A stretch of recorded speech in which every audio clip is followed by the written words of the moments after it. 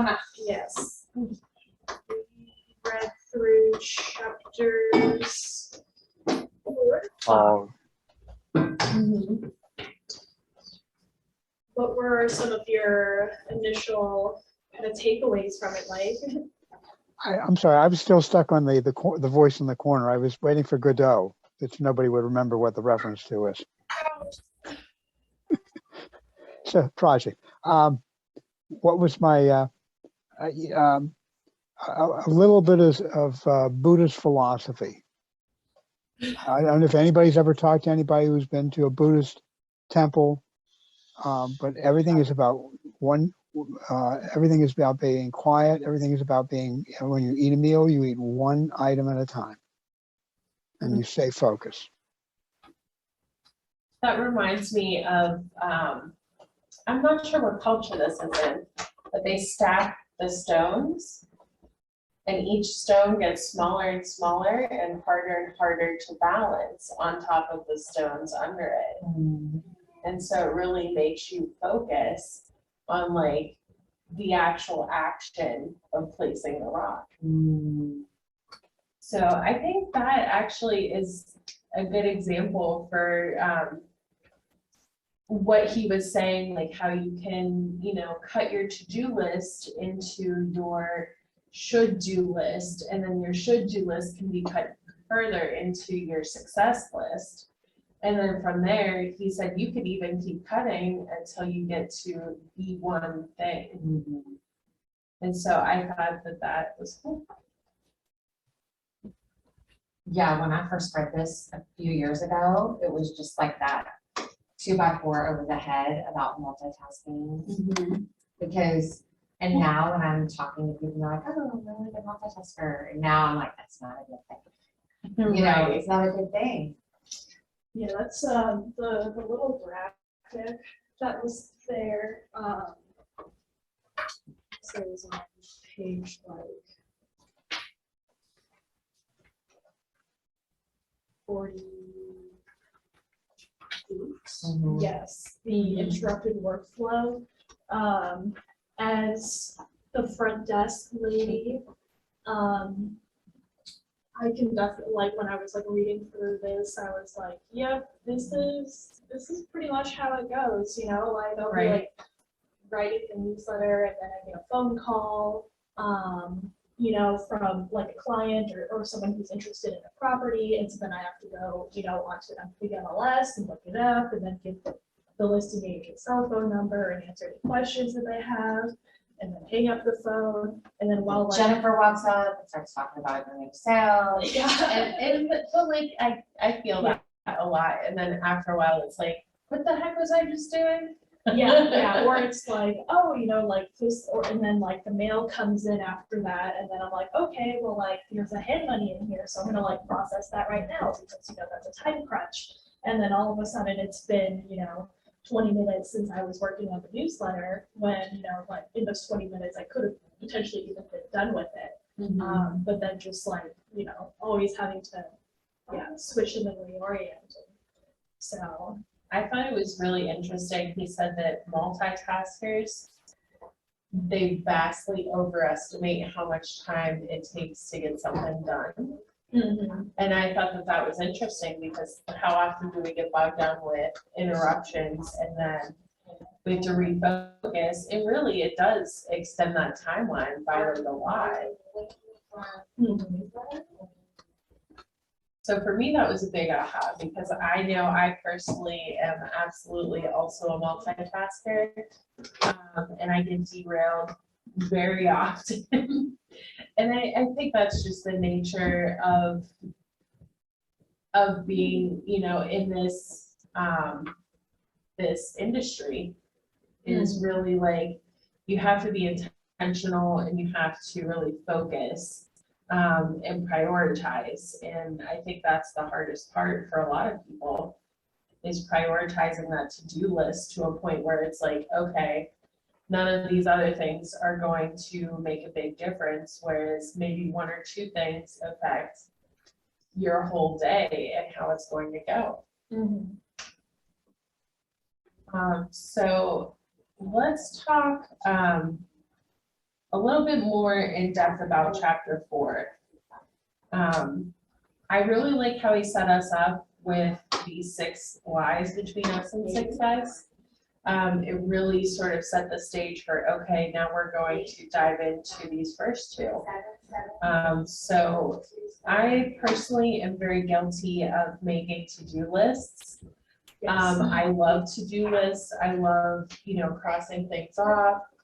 And, just being, that's like a dopamine high for me, is like crossing something off my to-do list, and making it shorter.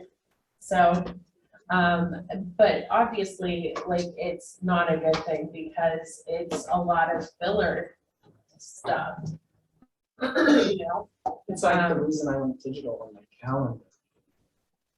Right.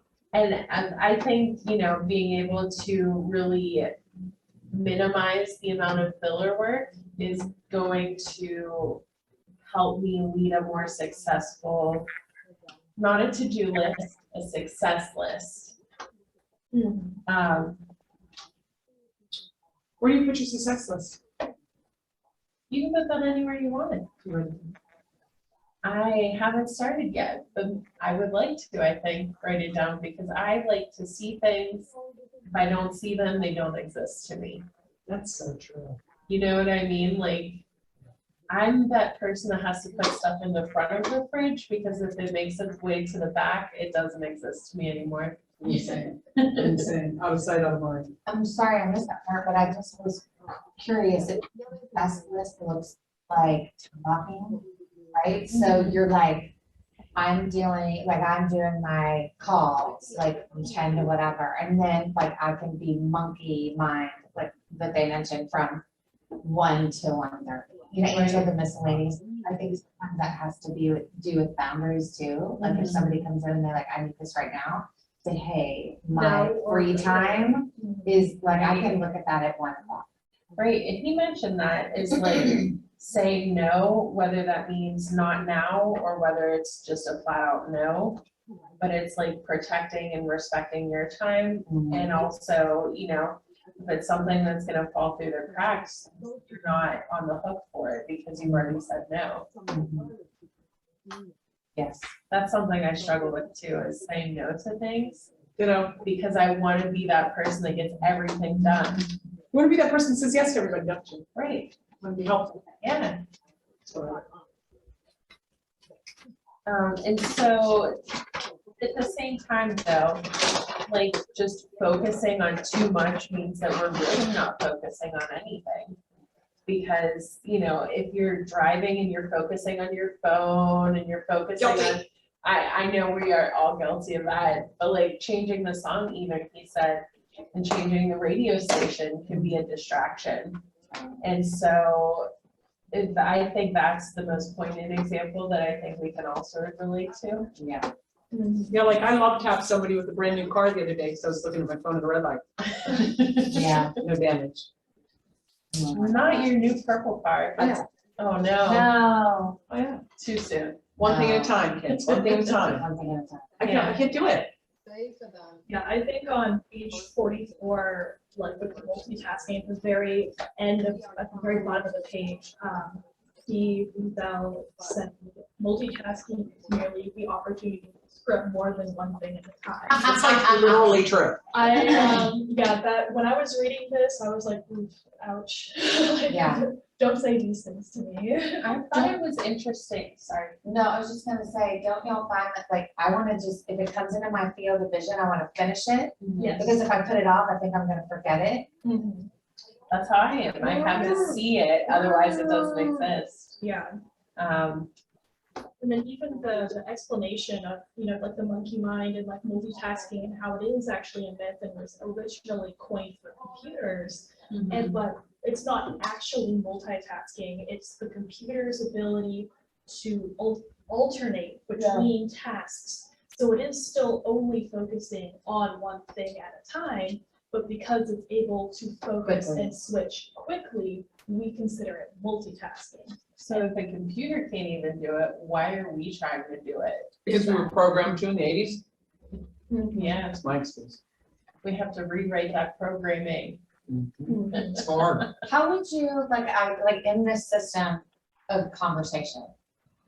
We are just like, I'm not saying that 500 other fields of occupation aren't like crazy, but we literally have an industry that you're working multiple deals, like I'm just thinking from an agency, multiple deals, all in different phases, all in different timelines, all those things. And all of a sudden I had this picture, like if I just had a sheet of paper that was blank and it just said monkey time, and it just sat over here, and as that email came in, like, how can I manage those things as they come in? Do you know what I'm saying? Like, Right. how do we prioritize that to stop that? Like, I think to me, the way that that clicked was you go from the to-do list and then you pare that down. To the success list. Right. well, but again, my thing is our things do change. Like in the Constantly. middle of a timeline, somebody's like, oh my gosh, the sewer line is now having to be replaced for my neighbor and they're digging up my yard. So you've got to notify whoever, like it does immediately become, and I guess like quickly prioritizing in your mind, like when can I deal with that? Or do I have to stop right now what I'm doing? Like what? So he says the most important thing is the most important thing. So whenever you get that most important thing done, I'm not saying you're off the hook for the rest of the day, but everything else turns into negotiable, right? So you have 80% of what you need already done for the day. You can focus on, being monkey brain or being distracted for the entire rest of the day, and you've still done your most important thing. I get that,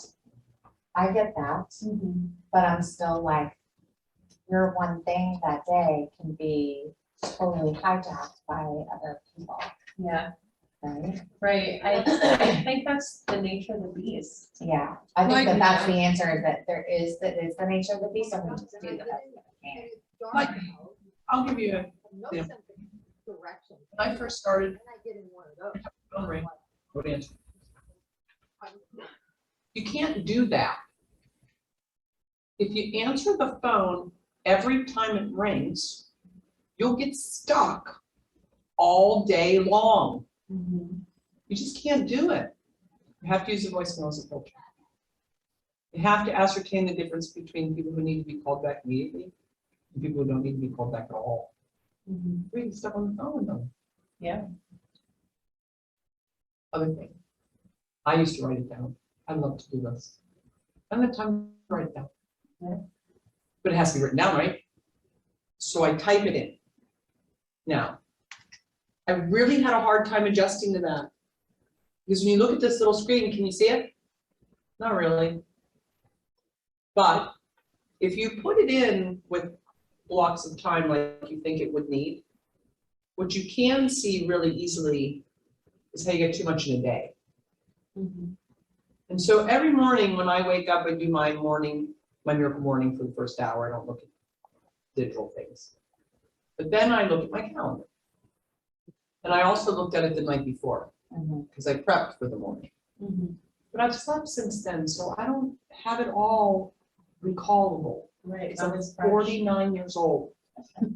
So after I do my thing in the morning, I look at it again. Now, if it looks like I can't possibly do all that, I have to make some adjustments. And that's when I prioritize my day. Yeah. It's so easy for me to move those blocks. And some people say, don't move a block. Yeah. But you guys know what I'm talking about. The things that, there's only so many hours a day. Right. So it makes it so easy for me to just slide those blocks around and fill in the next day and the next day. And I don't need to move them on a week. I keep them in the week. Right. You know what I mean? But it's quick. Now, the person on used to be on our staff gave me this trick and it's really helping. Now, by the way, I can't write stuff down. It's got to be on the digital. I love it, okay, because I format you have it. But this other person said, you should color code that. Oh, geez. And I had the same response. I said, you know what, I don't have time. That's insane. I don't have time to color code. That's like asking me if I have time to color. I don't. I don't have to color, but I don't have time, right? And sometimes I have to color, but she was right. She said, One color for money-making activities. Could be anything. Learning is a money-making activity if it leads to your growth. One color for what's really personal. I gotta pick up a hard pencil. Just 2 colors. You can't color code a 5-color system. You don't have time. But in a flash, I can see, am I making any money? Like, am I working? Or am I just putting a bunch of stuff I know I need to get done on my calendar? And that helps me see that, right? Now, people started at the beginning, they said, time block or time off. I tried that. But then, of course, I got to leave. So I learned, I adapted from that to, nobody does anything on Mondays. Like Mondays are pretty quiet, right? Mondays are usually a good recovery day for the weekend, depending on the nature of your business. If you're a buyer's agent, you need Monday to catch up. But people don't go look at houses generally on Monday because they just burnt themselves out on the weekend. So I have an idea of when my off time is based on when my phone doesn't ring. And even though I don't have it blocked, which is bad, I at least can see at a glance with those colors, oh, I have an opportunity to take a day off. Let me block that. Or somebody else gets it. I don't have these regular off days. So I don't know, you gotta find a way that works for you, but these tricks have to be part of it. Well, I think you know the critical point, and I'd love to hear what Juliet has said too, but and Mike, but is what works for you, because you do have to kind of keep track. It's too many things. And so I think is like how to create a system. If color coding works for you and that you can eyeball it, Alana was showing me an app that she was using for those kind of things that color code it. Like, yeah, I mean, we all in this business do kind of have to be list makers in some way, shape or form. You just can't And we have to move remember fast. it all. We have to move fast, don't we? We have to have a system that when we look at it, we go, I got the information that I need in a minute and a half. You know, whatever. Whatever Well, works but for we you. fool ourselves into thinking that that email has to be sent about that sewer line, like right now.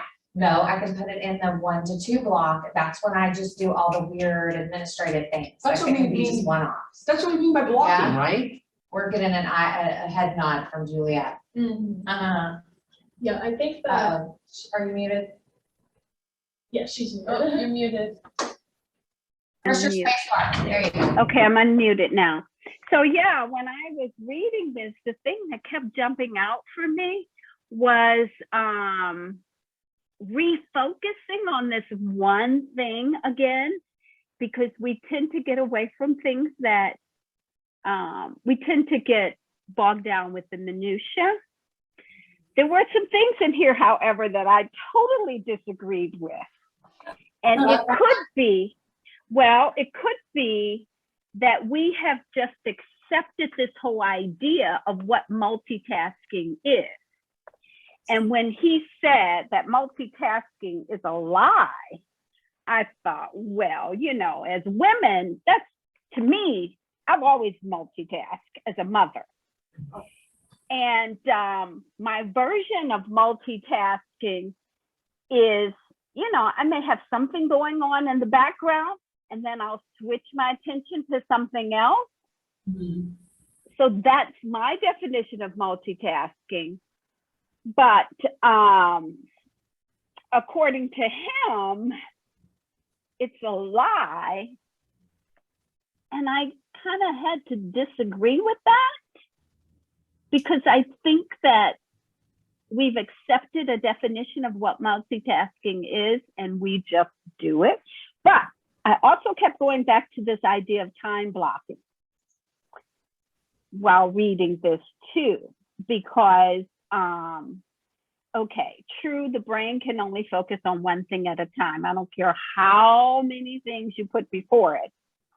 The research definitely supports that you can only think of one thing at a time.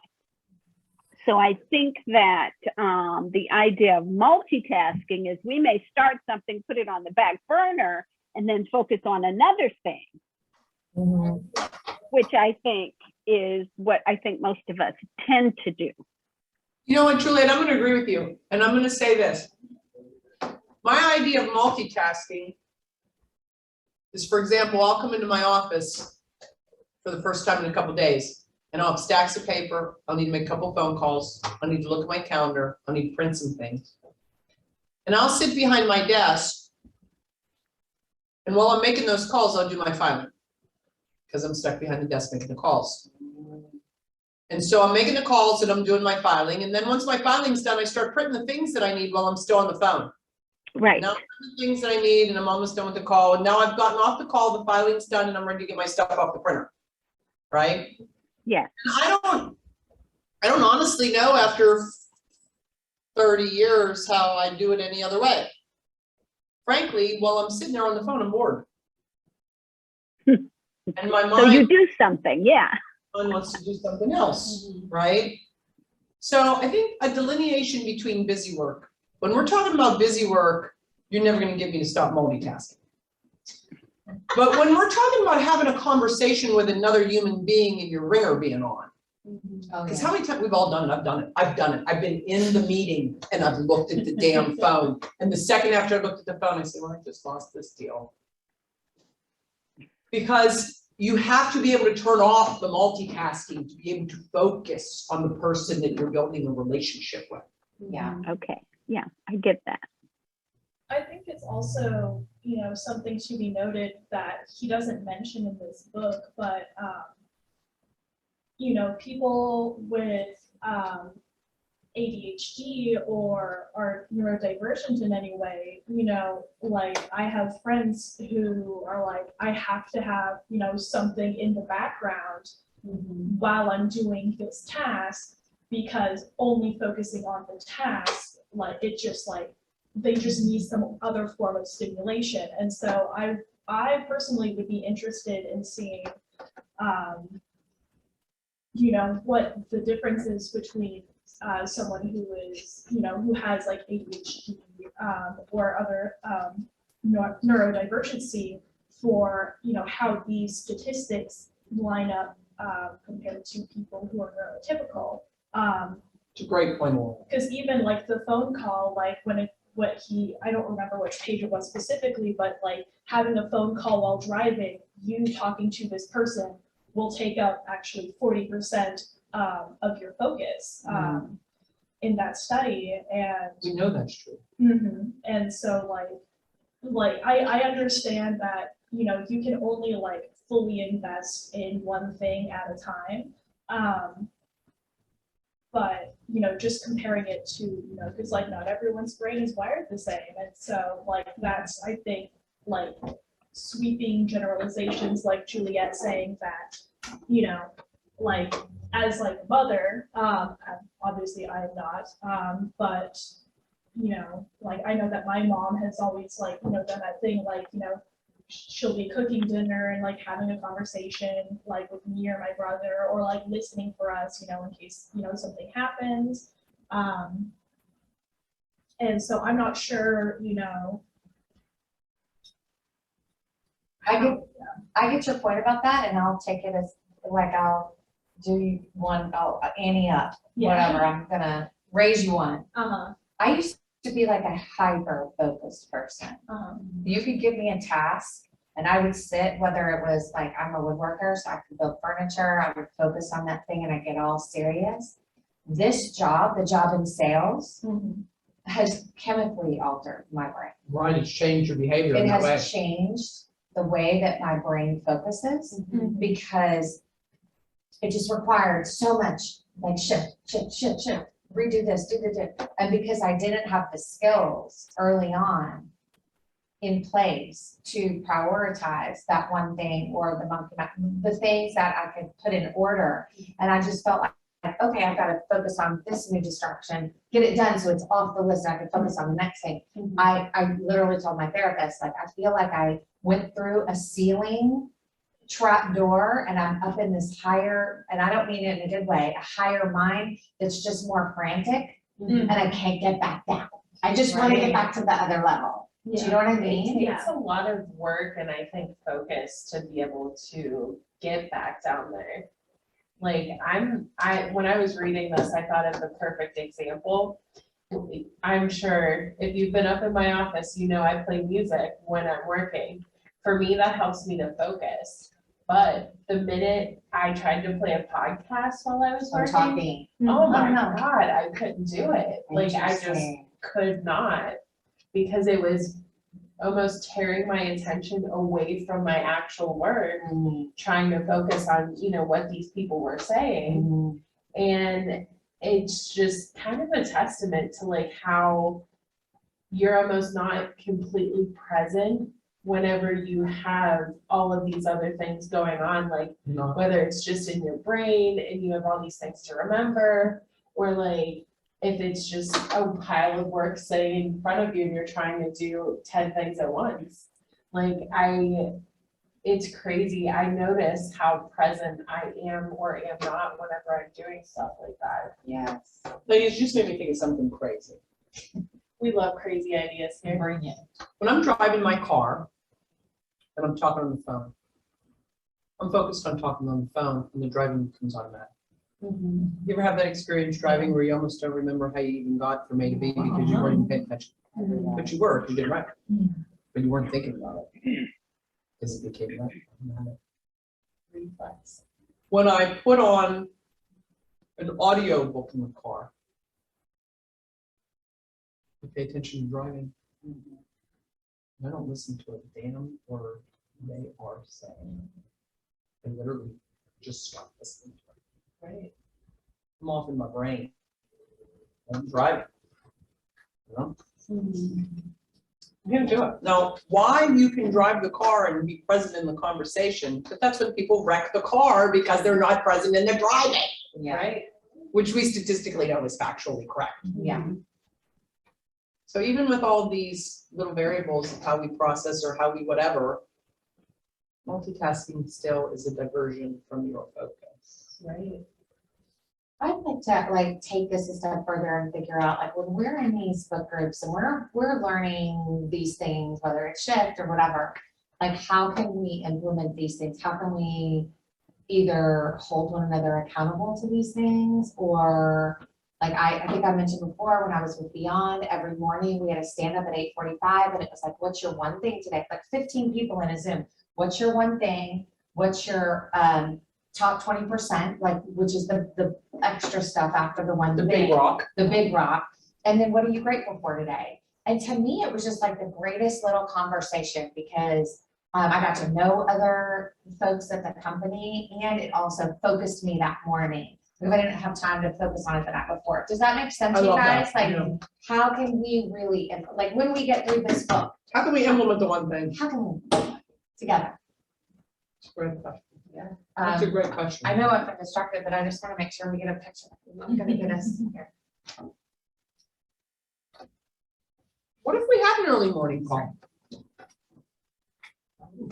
I think it could be optional, like I would literally have my hair up in a messy bun, like getting ready for, and I'm sorry, I have to run, but I think that when we get through these books, it's like, what is the nugget? What's the nugget? What can we put in our business to show that this made a difference in our lives?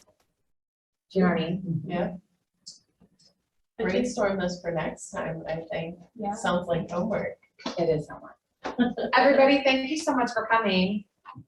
Thank you for organizing. We're wrapping up. Yeah. Juliet, we still need to get together to do your tax work, lady. Oh my gosh. I know, Chris, I don't know if you know, but I was tested positive, so I'm in quarantine now. You know I'm your indentured servant because you've already paid for me in advance, right? I know. So just hold on, Chris. Believe me, I got you on my calendar. I'm not going anywhere. I'll be right here. Wonderful. Okay. Nice to see you. Hi, Michael. Thank you. Hi, Chris. Nice to see you. See you. Great. Bye, I can't guys. see you, Chris, but okay. See you guys later. She's a voice in the corner today.